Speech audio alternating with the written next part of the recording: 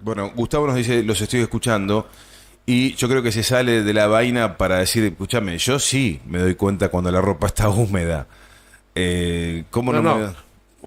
Podemos darnos cuentas por ciertos indicios, pero no podemos sentir la realidad. Correcto, a ver la opinión de un docente De un universitario. experto en humedad. Y no, pero por ahí con la experiencia de escuchar, a ver, de lavar la ropa en casa, lo sabe, o tiene una opinión formada.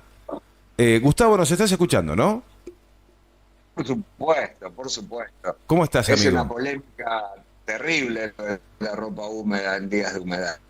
Claro, bueno, acá Eh, está, tengo a mi querido amigo Ronnie que está sosteniendo una tesis de que es imposible que el ser humano logre detectar con el tacto si efectivamente una ropa está húmeda.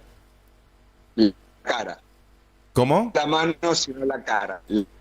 Tenés que poner- Ah, y se escucha cortado, se escucha cortado, se escucha Bueno, cortado. me Se escuchan bien. corta, se No, corta. se corta, lamentablemente. Estoy interpretando que lo que me decís es poner la cara en la ropa y así se logra sentir mejor. En la mejilla, En la en una mejilla. mejilla. Siempre hay que poner la cara, ¿eh? Sí. Para todo, Para hasta para todo. la ropa húmeda. Y Sí. después, algunos apelan a estufas para secar, terminar de secar la ropa. No, lo mejor es un ventilador o un turbo. Claro. Porque con calor generas más humedad. En cambio, con el fresco del ventilador logras que la ropa se termine de secar. Pero, Eh, por supuesto, lo en un mejor de, 100% lo mejor de no la seca. todo es atrás de la heladera. Ah, mirá, esa no la sabía. ¿Cómo la rescatás? Es difícil. No, no, no, la colgás por la rejilla de la heladera.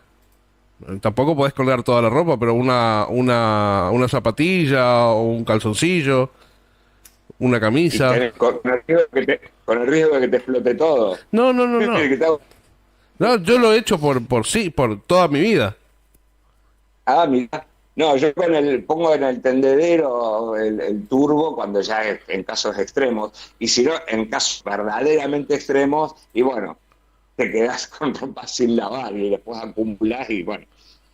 Sí, en estos días que ya Mm.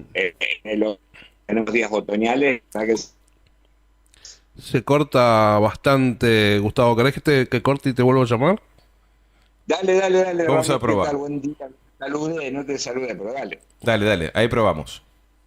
Vamos a intentar volver a establecer la comunicación con Gustavo Rosa, que ya nos estaba esperando y estaba escuchando esta suerte de debate que se armó en torno a si podemos o no detectar la ropa húmeda. De poder no se puede. Científicamente comprobado porque no tenemos higroreceptores. Higro, Eh, higro. No tenemos bueno, higroreceptores, Gustavo. Por eso no podés detectar la ropa húmeda. mirá qué Podemos, bárbaro. podemos percibir por experiencia y por comparación, pero no podemos detectar si está húmeda o no. Y bueno, la solución es rápida, así como tenemos un aparato que es el lavarropa que nos lava y nos estruja la ropa como a diferencia como lo hacían antes, también están los aparatos que te secan la ropa, lo cual te eleva el consumo de luz en un 60% más o menos, pero ahí vas a tener la garantía de que la ropa no está húmeda, Ujú. pero todavía es un lujo eso. Así que no. Igual podemos vivir con eso de no poder detectar al tacto la humedad de la ropa, ¿no? Podemos vivir con Bueno, eso. yo presto mi cara para cualquier ropa húmeda, ¿eh? Puedo hacer No, un servicio de eso. no vuelvas a hacer ese ofrecimiento, no. Eh, Son Gustavo, riesgos bromatológicos. pero claro. Está lloviendo, acá en Posadas está lloviendo, es un clima bastante pesadito, nos ha tocado hoy Jueves Santo. ¿Cómo está en Rosario? En Rosario está muy otoñal, nublado, no llueve, pero se nota que puede caer alguna llovizna o alguna garúa, muy así, muy poético, y bastante fresquito, bastante fresquito. Bien. Si bien la temperatura es de 20 grados, pero parece más frío. Bueno, y acá no corre un alma, hay muy poca gente en la calle, Jueves Santo, la gente no es un día laborable para muchísimas personas, no hay colegios, entonces está bastante tranquilo. ¿Por allá es lo mismo? No, bueno, yo tengo una obra en construcción a la vuelta de casa, ya creo que espero que sea la última de la tanda, porque ya no quedan lugares para construir edificios, y justo está la hormigonera. Vos cuando me mandás mensajitos de audio se escuchan grillos, pajaritos, perritos, acá es el ruido de la hormigonera, que no es la selva misionera, sino que es la selva de cemento de Rosario. Claro, claro, claro, claro. Entonces tenés Sí, un sí. día casi normal para Rosario, hoy, Jueves Es Santo. que la construcción no se detiene porque el progreso especulativo tiene que seguir funcionando hasta en Semana Santa. Si no se seca el hormigón. Claro, no, porque están a full con los edificios que después quedan desocupados porque simplemente son para lavar dinero. Así que, Gustavo, sí. vos sabés que te molestamos un día como hoy, producto de que mañana no vamos a realizar el programa y no te queríamos dejar afuera. Entonces, por eso tuviste que acceder generosamente al día de hoy. Pero para repasar un poquito, tocar algunos de los temas de lo que está pasando en la Argentina, que pensemos juntos, que nos ayudes a pensar un poquito de lo que está pasando. ¿Qué estás leyendo? ¿Qué estás observando? Bueno, primero, ¿te acordás que el martes recién habíamos tenido el episodio del colectivero en provincia de Buenos Aires y la agresión a Bernie? Y todavía no teníamos muchos datos y estábamos especulando con algunas cuestiones, ¿no? Pero ahora ya como el círculo se cierra, el círculo se está empezando a cerrar, en torno a que no solamente la operación de la agresión a Bernie estaba armada y fue totalmente intencional, sino también, incluso y lo más tenebroso, es que la acción delictiva, es decir, el homicidio del colectivero, también estuvo, o por lo menos tiene mucha sospecha de que es algo extraño, ¿no? La gran duda con respecto a eso es qué delincuente va a asaltar un colectivo a las 4:00 de la mañana con armas largas y 2 móviles de apoyo, con uno robado que después termina incendiado. Es demasiado despliegue para robar una cartera, un bolso o una mochila. Por lo tanto, ahí hay algo mucho más extraño que no se encuadra dentro de lo que es el episodio de inseguridad habitual que uno puede tener.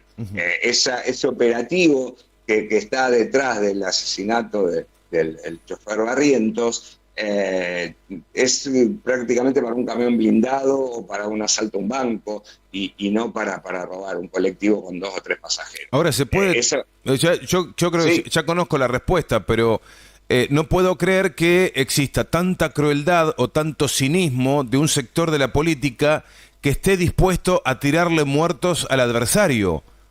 Bueno, Ya sabemos la respuesta, pero no quiero perder la capacidad de sorprenderme y de escandalizarme por esto. Eh, lo han hecho siempre. Yo siempre marco aquel episodio que fue tan funcional, que fue el accidente de Once, con el choque de trenes y los 51 muertos. Quien estaba en ese momento en el Ministerio de Transporte es Pablo Schiavi. Pablo Schiavi era uno de los armadores del macrismo a principios de 2001.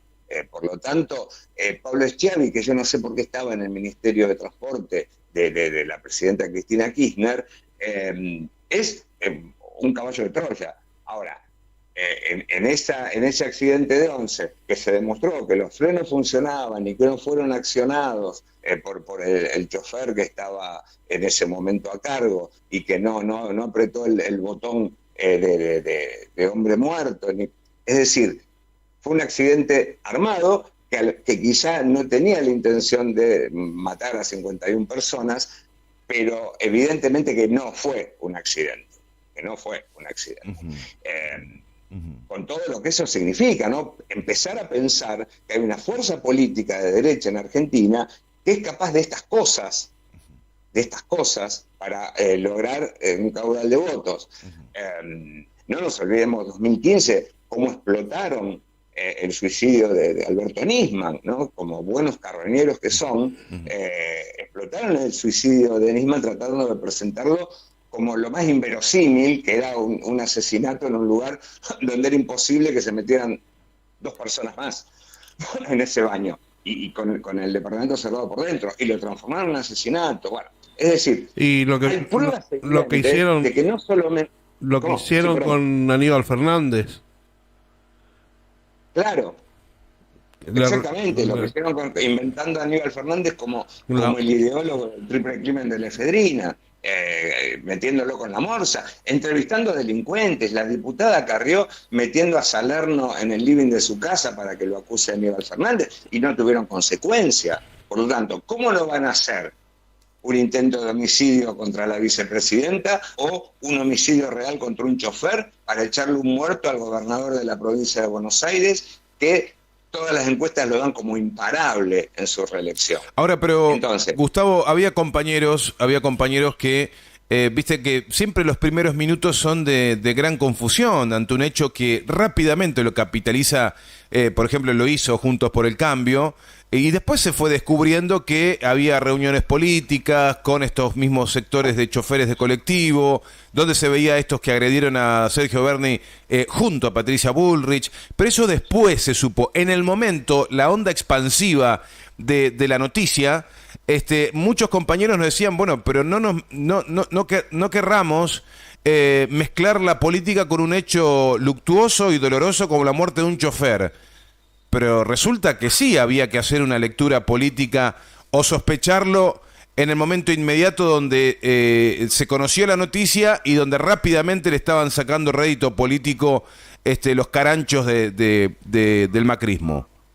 es que justamente uno recuerda episodios ocurridos durante el gobierno de Macri y ellos inmediatamente, María Eugenia Vidal o la misma Patricia Bullrich, no hay que politizar con las muertes, decía, ¿no? Con un hecho delictivo no hay que politizarlo, claro, cuando los afectaba a ellos. Ahora, cuando afecta a otros, politizan cualquier cosa, por lo tanto, ellos politizan cuando lo pueden aprovechar y explotar electoralmente, más aún en su periodo de mano dura.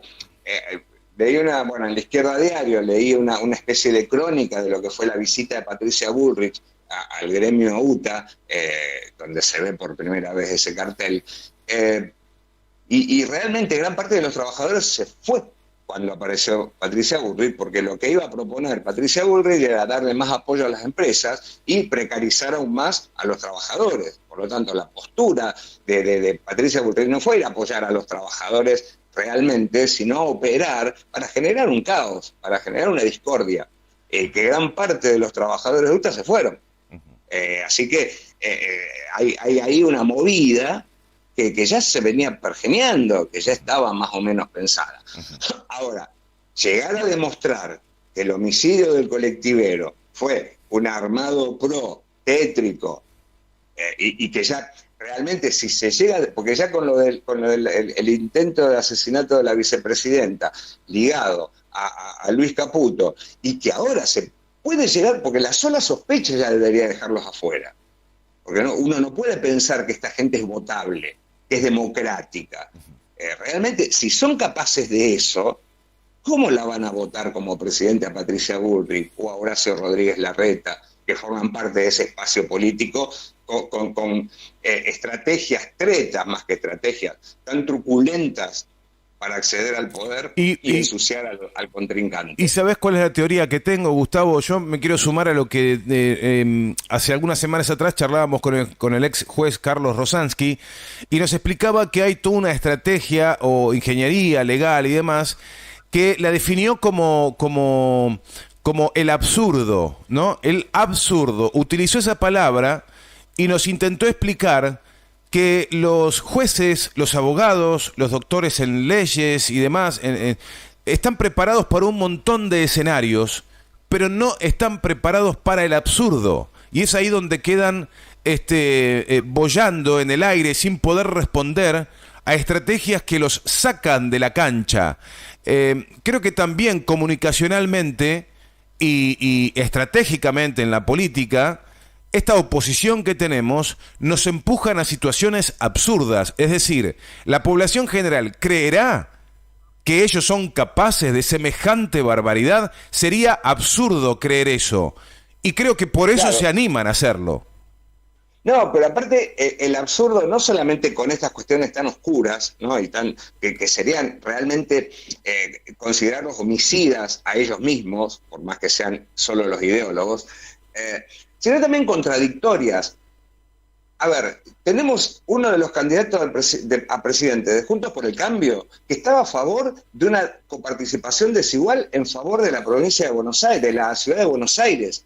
¿Y cómo se va a presentar frente a todas las provincias afectadas como candidato a presidente nacional?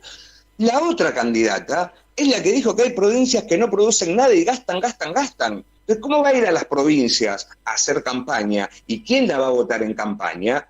Si ella está hablando en contra de algunas de las provincias. Parece como que el absurdo llega a ese nivel.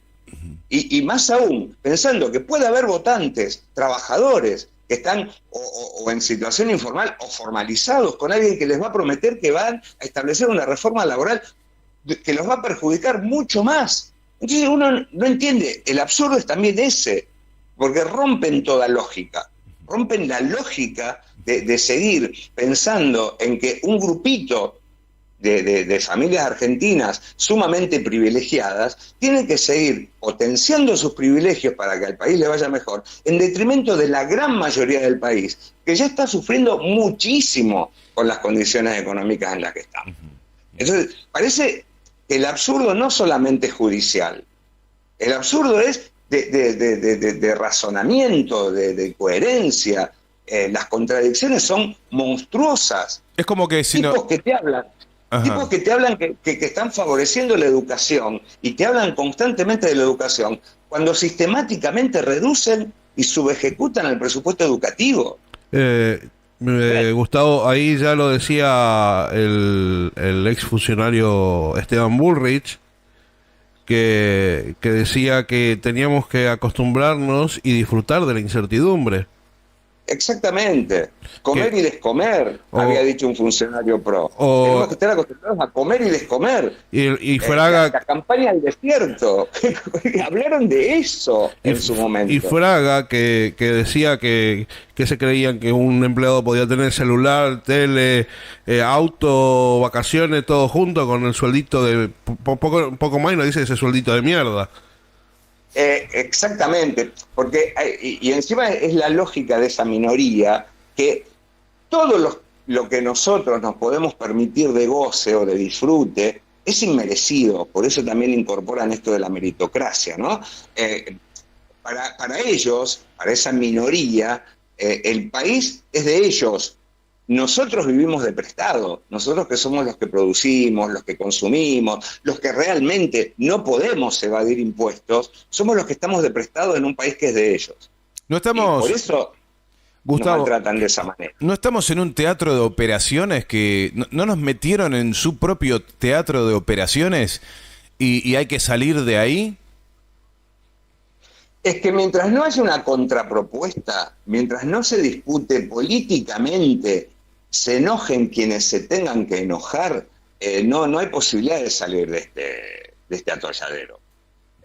Mientras haya, qué sé yo, plazos, como por ejemplo ayer el ministro de Economía que dijo, bueno, si no liquidan lo que ya exportaron en un plazo determinado, les vamos a suspender el quit y no van a poder comprar dólares. Tiene que haber otro castigo.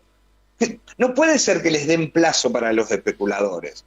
No puede ser que les den todo a los especuladores que están conformando y que están creciendo en estos años. El año pasado la economía creció un 5,2%, pero la distribución del ingreso sigue siendo igual o peor por una inflación galopante que provocan ellos mismos artificialmente por pura especulación. ¿Me podés repetir el número que me habías dado el otro día? Hablaste de 87.000 millones de dólares que pasaron de un bolsillo a otro bolsillo. ¿Nos querés recordar eso? Sí, en 4 años, las grandes empresas obtuvieron de nuestros bolsillos 87.500 millones de dólares. Esa es justamente la desigualdad. Cuando Y bueno, obviamente el reparto del PBI, es decir, de lo que producimos entre todos, se volvió inequitativo. Del 51% para los trabajadores que había en el último gobierno de Cristina, hoy estamos en el 42, 43%. Es decir, ese 7% de más que está ganando el capital es ese representativo de 87.500 millones de dólares en 4 años. Por lo tanto, no hay que decir, vamos a poner un freno a la inflación, vamos a continuar. No, tiene que haber un shock distributivo para que se nos devuelva esa dignidad que perdieron gran parte de los trabajadores. ¿Y esos 4 años solo corresponden a los 4 años del macrismo o hay años que estás contando también durante el gobierno de Alberto? No, esos 4 años que surgen del Centro Económico CESO de la CTA, cuenta los 2 últimos años el último año de Macri, o sea, cuando empezó la verdadera crisis económica y debacle del gobierno de Macri, y los 3 años de Alberto hasta el año pasado, hasta el 2022. Es decir, que estamos de 2018 hasta el 2022. Pero es una locura eso. Es una locura, y es mucha plata y que no se verbaliza. Por más que esto se difundió hace 2 semanas, nadie agarra ese dato para decir, che, hermano, devuelvan,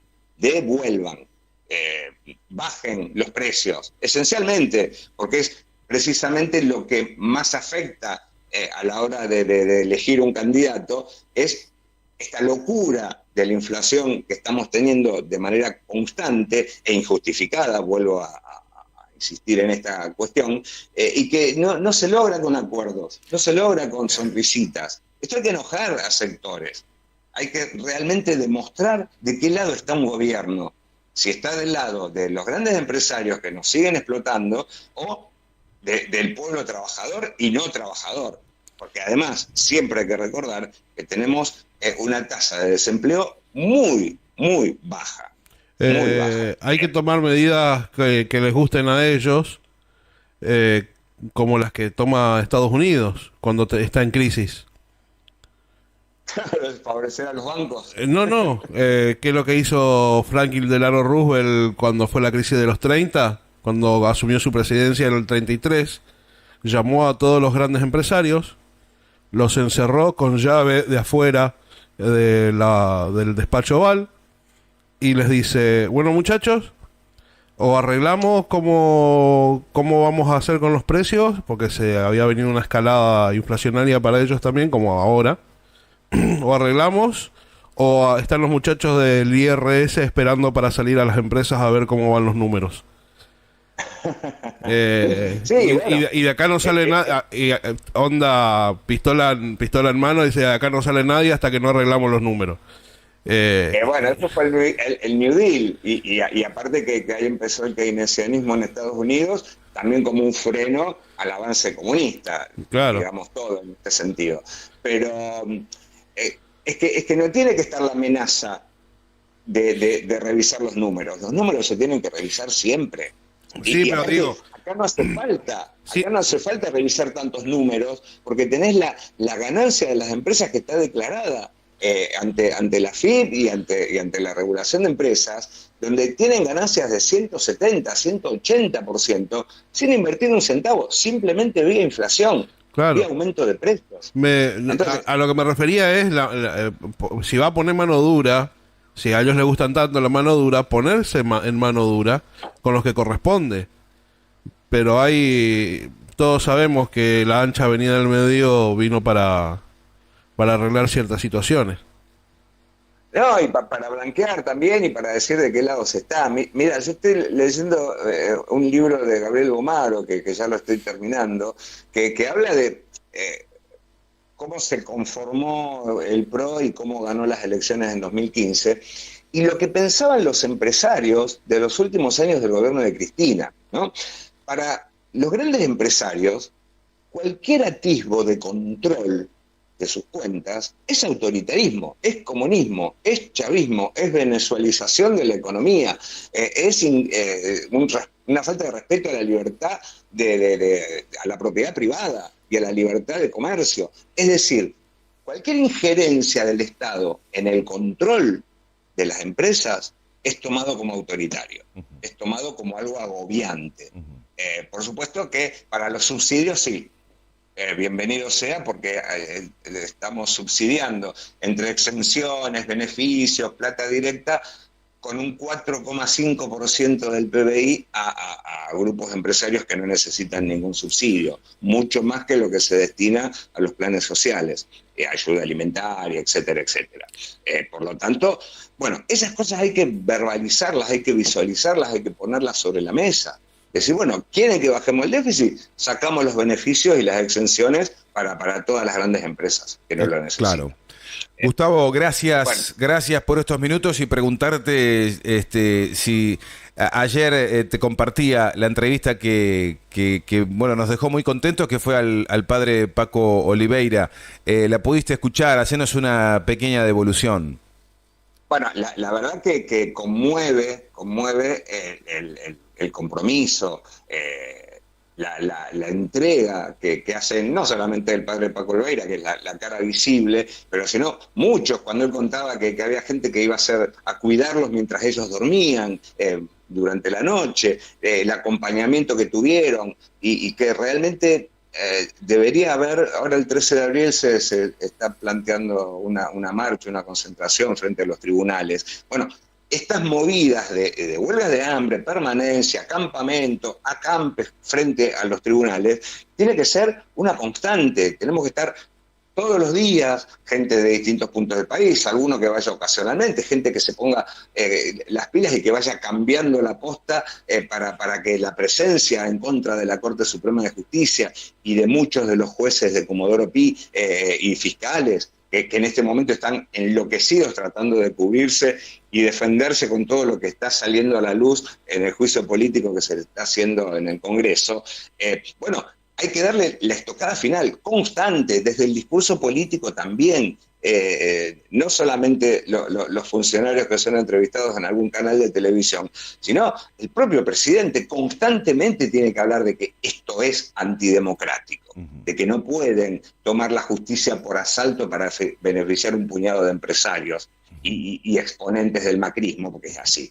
Están defendiendo. Y que mientras tanto, mientras estamos entretenidos, en Mendoza se aprobó una ley del Congreso mendocino para declarar que los mapuches no son argentinos y no merecen tierras.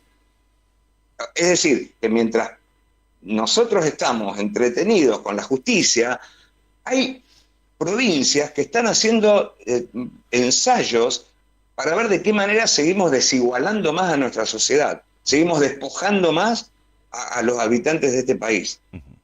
Así como Jujuy en 2015 fue la prueba de ensayo de cómo se podía meter preso a alguien sin pruebas, con Milagro Sala, en Mendoza el plan PRO, el plan de la UCR PRO, es despojar a los pueblos originarios de las tierras que le pertenecen. Entonces, estamos ante una lucha que nos pegan de todos lados, como también decía Esteban Burrell en su momento, tirarles 10 temas para que alguno de ellos pase.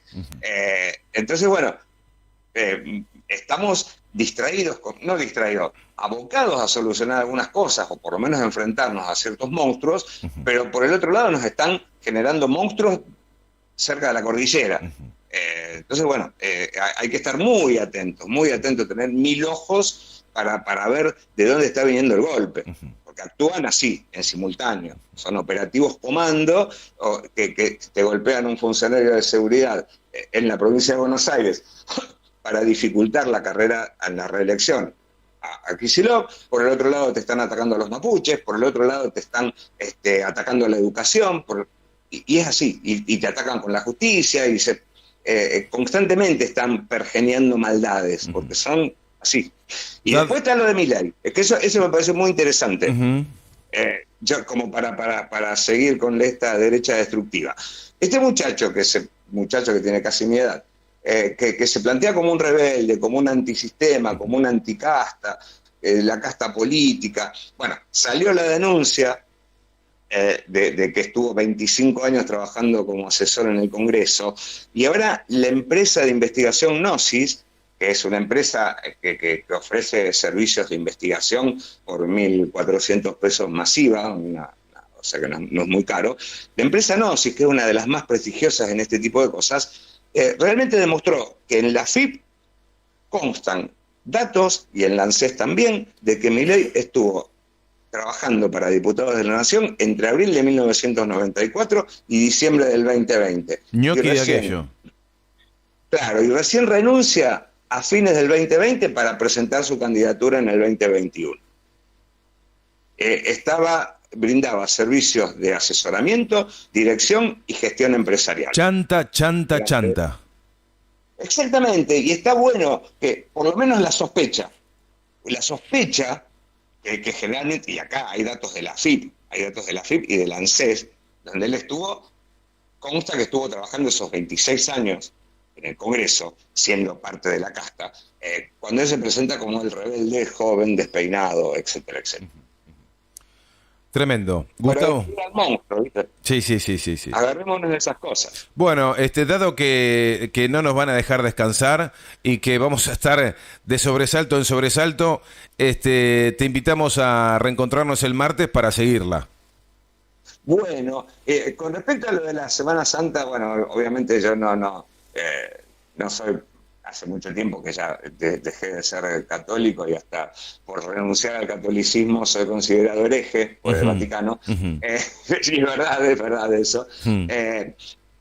Yo creo que la cuestión de lo que es el ritual no tiene sentido cuando ser cristiano o ser católico es participar del ritual de manera permanente. Uno no es católico por comer pescado el Viernes Santo y romper un huevo de Pascua el domingo, sino como una práctica permanente de esa religión, porque la religión es formar parte de, estar ligado a una comunidad.